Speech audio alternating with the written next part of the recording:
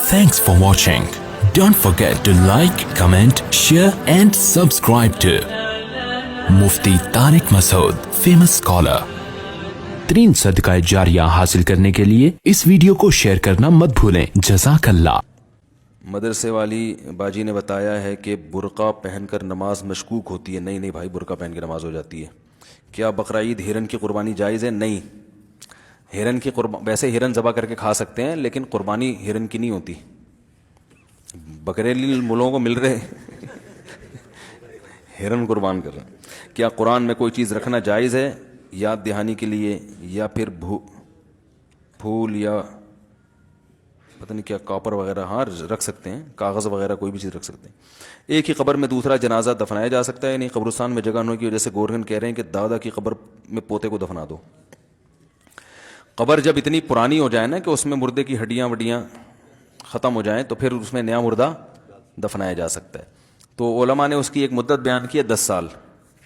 10 साल में मुर्दा बिल्कुल ख़त्म हो चुका होता है, कोई हड्डियाँ वड्डियाँ थोड़ी बहुत बाकी रह जाती हैं, तो अगर हड्डियाँ हों तो उनको साइड पे किया, दूसरा मुर्दा दफनाया। फिर 10 साल एक आम तौर पर ऐसा होता है। जिस ज़मीन में नमी ज़्यादा हो उसमें और जल्दी हो जाता है, जिसमें नमी कम हो तो उसमें थोड़ा टाइम ज़्यादा लगे, लेकिन एक रेशो जो निकाला गया है वो 10 साल। तो इसलिए एक लॉ यही बयान किया जाता है कि जब के कब्रिस्तान में 10 साल पुराना हो जाए तो उसे गिरा के नया कब्रिस्तान भी बना सकते हैं, ठीक है ना। और अगर वो जगह वक़फ़ की नहीं थी तो फिर बिल्डिंग भी बना सकते हैं। किसी की ज़ाती ज़मीन है, वक़फ़ नहीं की कब्रिस्तान, अगर कब्रिस्तान के लिए वक़फ़ की है तो फिर ज़ाती बिल्डिंग नहीं बन सकती। उलमा दीन इस मसले पर क्या फरमाते हैं? एक आदमी एक सूदी बैंक में गार्ड या चपड़ासी की नौकरी करता है, यानी चाय वगैरह बनाता है और बैंक के दूसरे छोटे मोटे काम सर अंजाम देता है। इसके बराह रास्त सूदी लेन देन से कोई ताल्लुक़ नहीं है, तो क्या इसकी बैंक में मुलाजमत जायज़ है? इख्तलाफी मसला है। बाज़ उलमा नाजायज़ कहते हैं, बाज़ जायज़ कहते हैं। जो जायज़ कहते हैं उसकी वजह क्या है, नाजायज़ वालों की वो मैं एक बयान में बता चुका हूँ।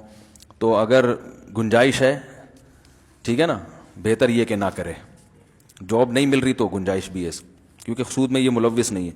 बहुत से इंजीनियरिंग कंपनियां एक पीईसी सनद याफ्ता इंजीनियर को ये ऑफ़र करती हैं कि अपनी डिग्री हमें दें। वो कंपनियां पीईसी को ये डिग्री शो करवाती हैं कि इनके पास पीईसी के इतने सनद याफ्ता इंजीनियर हैं, जिससे इन कंपनियों का दर्जा बढ़ता है।